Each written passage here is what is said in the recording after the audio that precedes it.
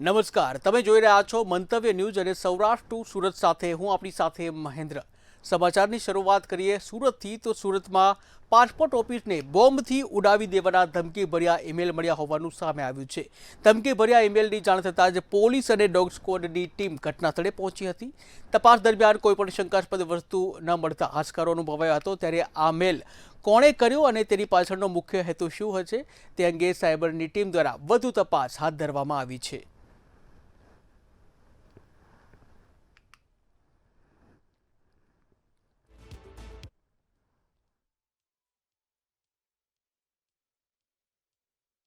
सूरत के email address पे एक मेल आया था और इसमें लिखा गया था कि आज 12:10 पे आरडीएक्स का बॉम्ब फटने वाला है और पासपोर्ट ऑफिस उड़ने वाली है, तो 11 बजे से पहले आप सभी लोगों को खाली करवा दें। ऐसा एक मेल आया था। उसके आधार पे उमरा थाने की टीम और बीडीडीएस की टीम ने पूरा पासपोर्ट ऑफिस आज चेक किया है और कुछ भी शंकास्पद चीज़ वस्तु नहीं मिली है। दरियाना खारा पाणीमांथी मीठू पाणी बनावવાનો પ્લાન્ટ ફક્ત જાહેરાત પૂરતો જ રહી ગયો। જામનગરના જોડિયા તાલુકામાં દરિયાના ખારા પાણીને મીઠું બનાવવાનો પ્રોજેક્ટ 8 વર્ષથી ઠપ છે। ત્યારે સરકાર દ્વારા મોટી જાહેરાતો તો કરવામાં આવી, પરંતુ હજી સુધી કોઈ પણ કામગીરી શરૂ કરવામાં આવી નથી। પ્લાન્ટ ક્યારે શરૂ કરવામાં આવશે તે અંગે અનેક સવાલો ઊભા થઈ રહ્યા છે।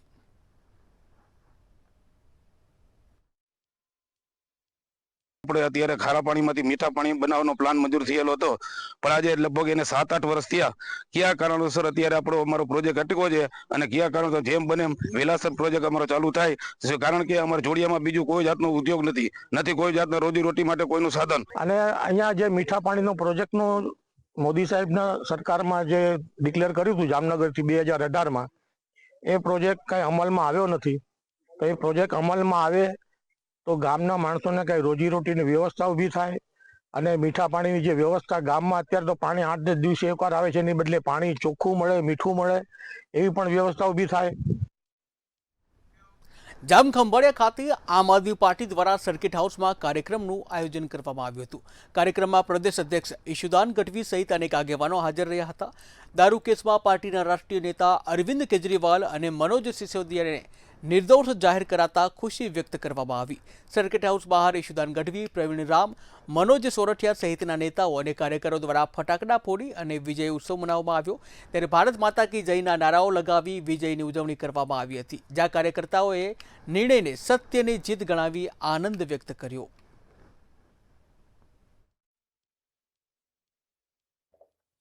ભાજપે એટલી હદે કાનૂનમાં ફેરફારો કરીને તમે જુઓ, એ 6 મહિના અરવિંદ કેજરીવાલજી જેલમાં રહ્યા, પણ અરવિંદ કેજરીવાલજીએ ભાજપના દબાણમાં આવીને રાજીનામું ન આપ્યું। સુપ્રીમ કોર્ટે આપ્યા ત્યારે અરવિંદ કેજરીવાલજી બીજે દિવસે રાજીનામું આપી દીધું। 6 મહિના સુધી અરવિંદ કેજરીવાલજી મુખ્યમંત્રી ચાલુ રહ્યા જેલમાં, એ પણ ભાજપને પેટમાં દુખ્યું, એટલે ભાજપે એમાંથી પણ નવો કાનૂન હમણાં પસાર કર્યો છે કે હવે મુખ્યમંત્રી જો 1 મહિનો પણ જેલમાં રહે તો એનો મુખ્યમંત્રી પદ જાય। તમે જુઓ, આ નિમ્ન કક્ષાની રાજનીતિ કોને કહી શકાય? અને એનો આજે આખા ભારતમાં ઈમાનદાર લોકોની, ઈમાનદાર પાર્ટીના સૈનિકોમાં ખુશીની લહેર છે। આજે દિલ્હીની કોર્ટે માનનીય અરવિંદ કેજરીવાલજી, માનનીય મનીષ સિસોદિયાજીને નિર્દોષ જાહેર કર્યા છે શરાબ નીતિ। રાજકોટની સરકારી હોસ્પિટલમાં શ્વાનોના આટાફેરા મુદ્દે આરોગ્ય વિભાગ એક્શન મોડમાં આવ્યું છે। હોસ્પિટલ વોર્ડમાં શ્વાનો ફરતા હોવાનો વિડીયો વાયરલ થતાં આરોગ્ય કમિશનરે હોસ્પિટલોમાં રખડતા શ્વાનની ગણતરી કરવાનો આદેશ કર્યો છે। રાજકોટ જિલ્લામાં 55 પીએચસી અને 12 સીએચસી સહિત કુલ તમામ આરોગ્ય સંસ્થાઓની વિગતવાર માહિતી રજૂ કરવા સૂચના કરવામાં આવ્યું છે। આરોગ્ય કમિશનરે જણાવ્યું છે કે શ્વાનોની સંખ્યા, પ્રવેશના કારણો અને નિયંત્રણના પગલાં અંગે અહેવાલ ફરજિયાત આપવો।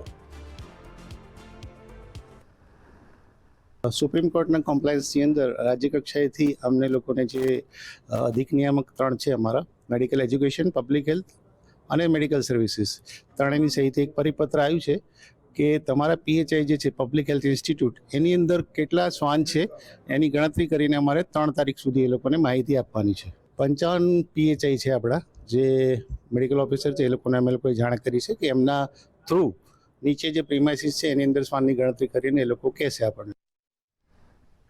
રાજકોટ જસદણમાં ચિતલિયા રોડ ઉપર લાભ વાટિકા સોસાયટીમાં પાણી ચોરીનો એક મોટો ભંડાફોડ થયો છે। ત્યારે સોસાયટીના માલિક ધીરુ ભુવા દ્વારા છેલ્લા 2 વર્ષથી નગરપાલિકાની મેઇન લાઇનમાં 10થી વધુ ગેરકાયદેસર કનેક્શન જોડી પાણી ચોરી કરવામાં આવતી હતી। તપાસ દરમિયાન 200 ફૂટથી વધુ પાઇપ અને અનેક જોઈન્ટ ઝડપી પાડવામાં આવ્યા છે। આ પાણીનો ઉપયોગ 4 વીઘા બિનખેતી જમીનમાં પિયત માટે કરવામાં આવતો હતો અને જેને કારણે આસપાસના રહીશોને પૂરતું પાણી મળતું ન હતું। રહીશોની ફરિયાદ બાદ નગરપાલિકાએ કાર્યવાહી હાથ ધરી છે, જ્યાં 2 વર્ષનો હિસાબ કરીને દંડ તેમજ કાનૂની કાર્યવાહી કરવામાં આવશે।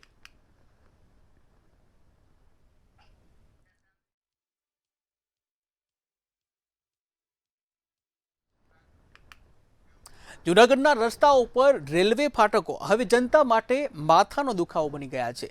જ્યાં શહેરની મધ્યમાં આવેલા 7 ફાટકોની જે સમસ્યા છે અને આ સમસ્યાથી મુક્તિ મેળવવા માટે આજે જાગૃત નાગરિકો દ્વારા પ્રતિક ઉપવાસ અને સહી ઝુંબેશ શરૂ કરવામાં આવ્યો હતો। ત્યારે વર્ષોથી થતી રજૂઆતો છતાં પણ રેલવે તંત્ર કુંભકર્ણની નિંદ્રામાં હોય તેવું લાગી રહ્યું છે। પૂર્વ ધારાસભ્ય મહેન્દ્ર મશરૂએ પણ આ લડતને સમર્થન આપી સ્ટેશનને સ્થળાંતર કરવાની માંગ દોહરાવી છે।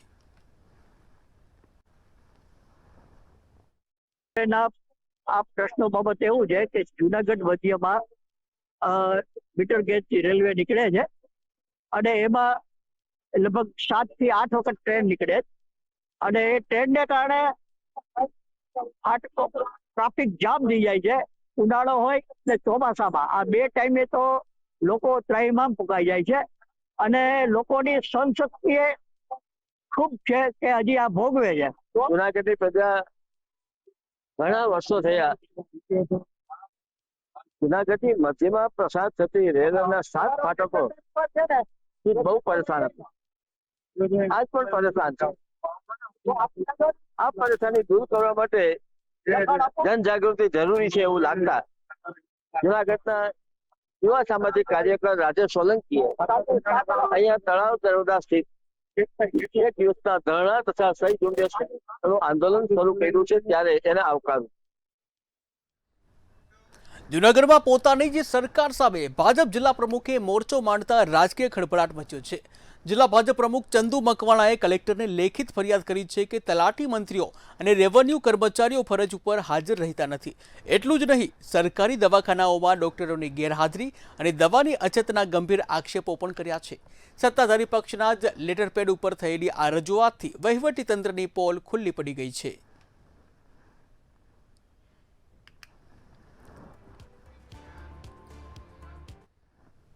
લીમડી અમદાવાદ હાઈવે પર ગંભીર અકસ્માતની ઘટના સામે આવી છે, જ્યાં લીમડી અમદાવાદ હાઈવે પર આઈશર ટ્રક અને કાર વચ્ચે ટક્કર થતા અકસ્માતની ઘટના બની છે। અકસ્માત એટલો ગંભીર હતો કે એક વ્યક્તિનું ઘટના સ્થળે જ મોત નીપજ્યું છે। ત્યારે અકસ્માતમાં અન્ય એક વ્યક્તિને ઈજાઓ પહોંચતા તેને તાત્કાલિક સારવાર માટે હોસ્પિટલ ખસેડવામાં આવ્યો। જ્યારે ઘટનાની જાણ થતાં જ પોલીસ પણ ઘટના સ્થળે પહોંચી વધુ તપાસ હાથ ધરી હતી।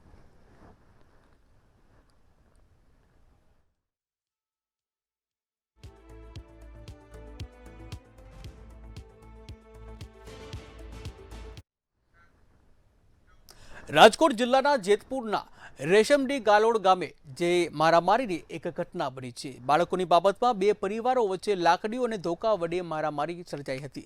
ત્યારે આ ઘટનામાં 7 લોકો ઇજાગ્રસ્ત થતા તમામની સારવાર અર્થે હોસ્પિટલ ખસેડવામાં આવ્યા છે। જ્યારે પોલીસે હોસ્પિટલ પહોંચી આ મામલે વધુ તપાસ હાથ ધરી છે।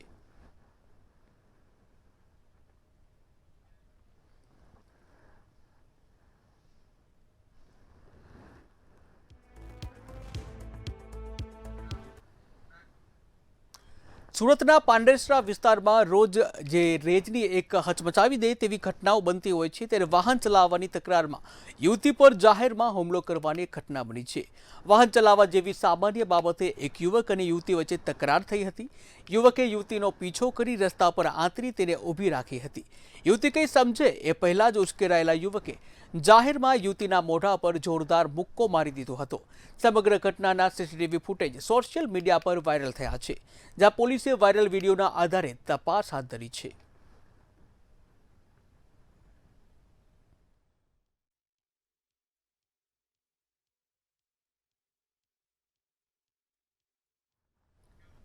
ગીર સોમનાથ જિલ્લાના ઉનાના મેળ ગામે દુષ્કર્મની એક ઘટના સામે આવી છે. મેળ ગામે યુવકે પ્રેમ સંબંધ બાંધી યુવતી પર દુષ્કર્મ આચર્યું હતું, જ્યાં યુવકે યુવતીને ઘરે બોલાવી બળજબરીપૂર્વક સંબંધ બાંધ્યો હતો. ત્યારે આ અંગે યુવતીના પરિવારજનોને જાણ થતાં જ ઉના પોલીસ મથકે ફરિયાદ નોંધવામાં આવી છે, જ્યાં પોલીસે ફરિયાદ નોંધી આરોપી દિલીપ સાંખટને ઝડપી જેલ હવાલે કર્યો છે.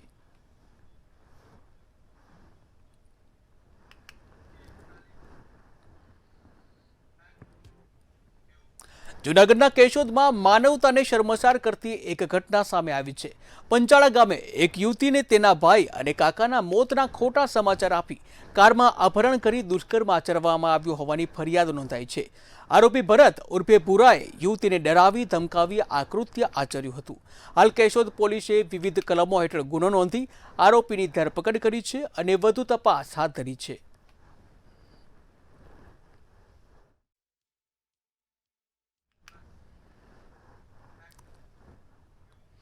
વાંકાનેરમાં પરિણીતાને આત્મહત્યા કરવા મજબૂર કરનાર સાસરિયા પક્ષ સામે ગુનો નોંધવામાં આવ્યો છે.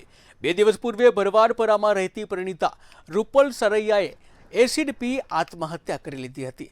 રૂપલબેનને સાસરિયા દ્વારા અવારનવાર કરિયાવર બાબતે શારીરિક અને માનસિક ત્રાસ આપવામાં આવતો હતો અને જેને કારણે પરિણીતાએ આત્મહત્યા કરી લીધી હતી.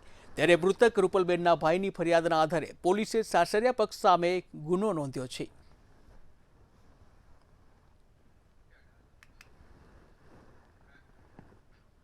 સિહોર તાલુકાના વરલ ગામે મોડી રાત્રે આગનો બનાવ સામે આવ્યો છે, જેમાં 2 દુકાન સાથે એક મકાન પણ આગની લપેટમાં આવી ગયું છે. ઘટનાની અંગે જાણ કરવામાં આવતા જ પાલીતાણા અને સિહોર ફાયર વિભાગની ગાડીઓ તાત્કાલિક ઘટનાસ્થળે પહોંચી હતી અને આગ ઉપર કાબુ મેળવ્યો હતો. આ ઘટનામાં વ્યાપક પ્રમાણમાં નુકસાન થયું હતું. શોર્ટ સર્કિટને કારણે આગનો બનાવ બન્યો હોવાનું જાણવા મળ્યું હતું.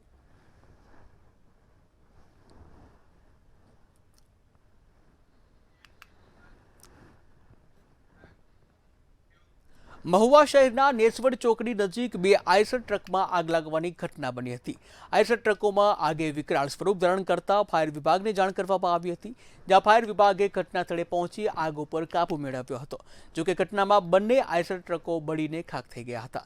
આઈસર ટ્રકોમાં શોર્ટ સર્કિટના કારણે આગ લાગી હોવાનું સામે આવ્યું હતું. નેસવડ ચોકડીની આગળ રાજધાની ટ્રેક્ટરની બાજુના ખાંચામાં મારી બંને ગાડી પડી હતી અને અચાનક શોર્ટ સર્કિટ થવાના કારણે બંને ગાડીમાં આગ લાગી છે. આ ગાડી પહેલા સળગી. આ ગાડીની અંદર અંદાજે 11.5 લાખ રૂપિયાનો માલ ભર્યો હતો અને એની બાજુમાં ગાડી પડી છે. આ સળગતા એ પણ બાજુમાં સળગી અને એમાં 40,000નો માલ ભર્યો હતો અને મારે આ ગાડીની કિંમત છે 16 લાખ રૂપિયા જેટલી અને ઓલી ગાડીની કિંમત છે 12.5 લાખ રૂપિયા. બોટાદના નાની વાવડી ગામમાં સરકારી તંત્રનો લાલિયાવાડી અને ભ્રષ્ટાચારનો નમૂનો સામે આવ્યો છે. નાની વાવડી અને મોટી વાવડી ગામ વચ્ચેના રસ્તા પર ફેલાયેલા બાવળોના ઝુંડ કાપવાના નામે ભ્રષ્ટાચારના આક્ષેપો થયા છે.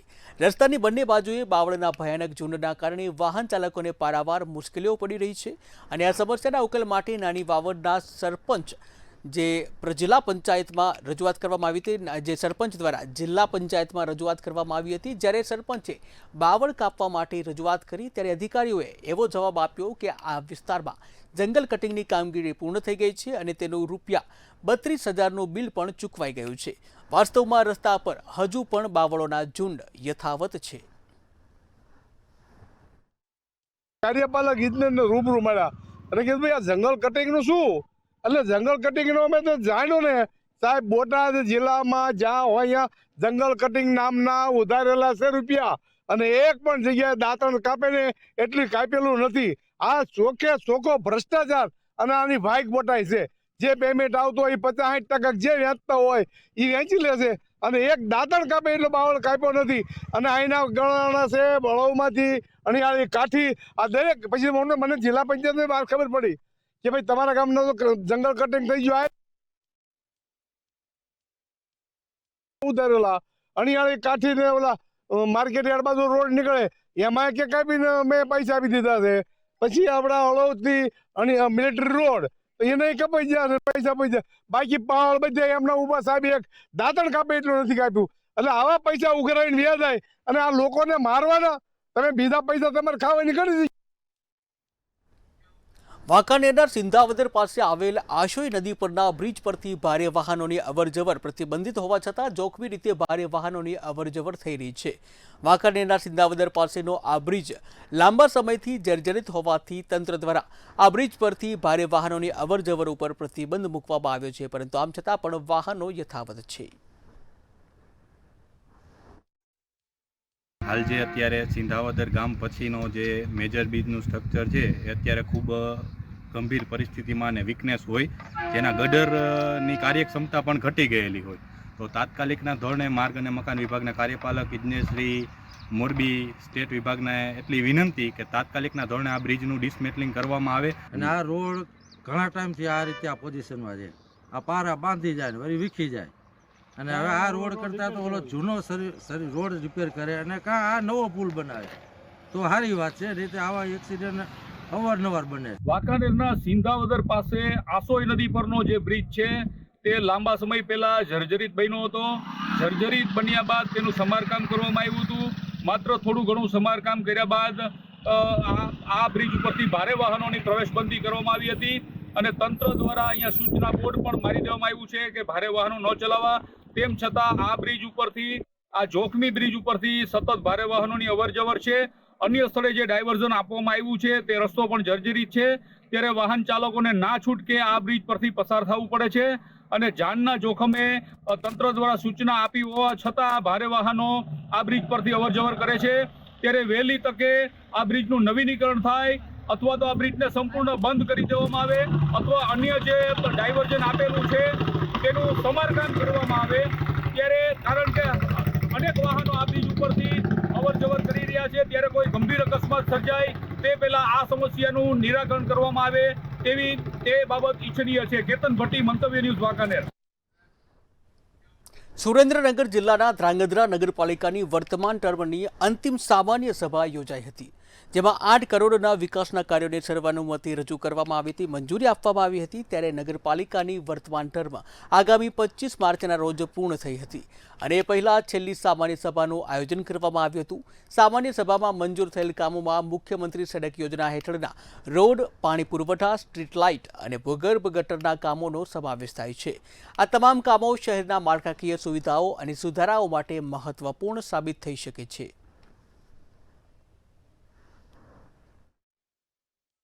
નગરપાલિકા ખાતે મારા શાસનકાળના 2.5 વર્ષમાં આજે છેલ્લું જનરલ ભરાઈ ગયું, જેમાં મુખ્યમંત્રી સડક યોજનાના 8 કરોડ રૂપિયા તથા ભગવતધામ સર્કલ જે ડેવલપ થઈ રહ્યું છે તેનું નામાવિધાન આજથી સિંદૂર સર્કલ જેનો પણ ઠરાવ કરવામાં આવ્યો છે.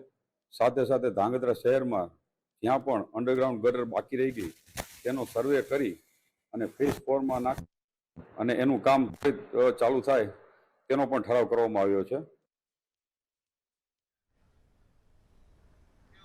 ગીર સોમનાથ જિલ્લામાં ચૂંટણી પહેલા જ રાજકારણમાં ગરમાવો આવ્યો છે. સ્થાનિક સ્વરાજ્યની ચૂંટણી પહેલા ઉના અને ગીરગઢડાના ગામોમાં બીજેપીમાં ભંગાણ પડ્યું છે, ત્યારે ભાજપના કાર્યકર્તાઓએ કોંગ્રેસનો હાથ પકડ્યો છે.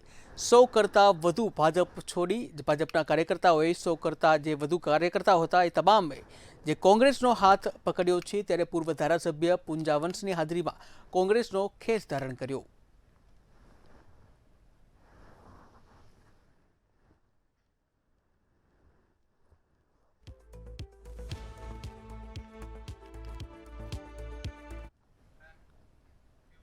બોટાદના સાળંગપુર ખાતે કષ્ટભંજન દેવ મંદિર પરિસરમાં મિશન લાઈફ અંતર્ગત 3 દિવસીય વેચાણ અને પ્રદર્શન મેળાનું ઉદ્ઘાટન કરવામાં આવ્યું હતું. કેન્દ્રીય મંત્રી નીંબુબેન બાંભણિયાના જે હસ્તે આ કાર્યક્રમનું ઉદ્ઘાટન કરવામાં આવ્યું હતું. આ કાર્યક્રમમાં જિલ્લા પંચાયત પ્રમુખ જેઠીબેન પરમાર સહિતના આગેવાનો પણ ઉપસ્થિત રહ્યા હતા. મેળામાં પર્યાવરણ મંત્રી જે કહી શકાય કે પર્યાવરણ જે મૈત્રી ઉત્પાદનોને લગતા વિવિધ સ્ટોલો છે અને પ્રદર્શનો પણ ગોઠવવામાં આવ્યા છે.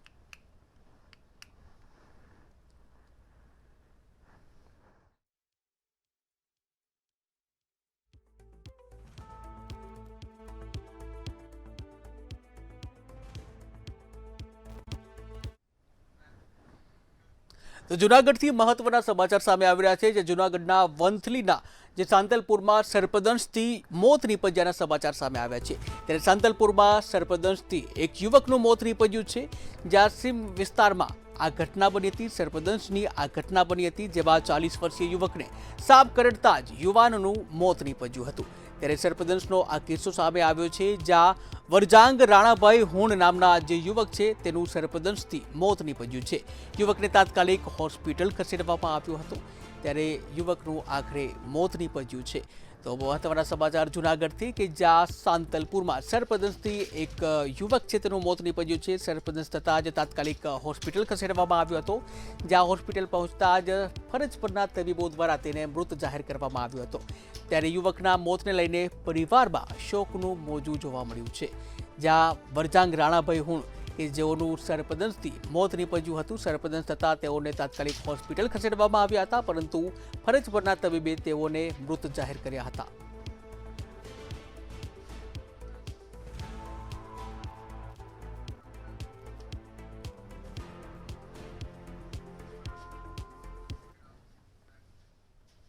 તો સુરતથી મહત્વના સમાચાર સામે આવી રહ્યા છે, જ્યાં પીપલોદ ડુમર્સ રોડ ઉપર રફતારનો કહેર સામે આવ્યો છે। તો મહત્વના સમાચાર સુરતથી પીપલોદ ડુમર્સ રોડ ઉપર રફતારનો કહેર જોવા મળી રહ્યો છે, જ્યાં કાર પલટી મારી સર્જાયાનો જે ગંભીર અકસ્માત સામે આવ્યો છે। ત્યારે કાર પલટી જવાનો બનાવ સામે આવ્યો છે। કાર જે છે ડિવાઈડરના વૃક્ષ સાથે અથડાઈ અને પલટી મારી ગઈ હતી। ત્યારે ઘટના અંગેના સીસીટીવી પણ સામે આવ્યા હતા। સમગ્ર ઘટના સીસીટીવી કેમેરામાં કેદ થઈ હતી। ફરી એકવાર રફતારનો કહેર જોવા મળ્યો છે, ત્યારે કારમાં સવાર યુવક અને મહિલાને સામાન્ય ઈજાઓ પહોંચી હતી। ત્યારે ફરી એકવાર પીપલોદ ડુમર્સ રોડ ઉપર રફતારનો કહેર જોવા મળ્યો છે, જ્યાં મહિલાને તાત્કાલિક હોસ્પિટલ ખસેડવામાં આવી।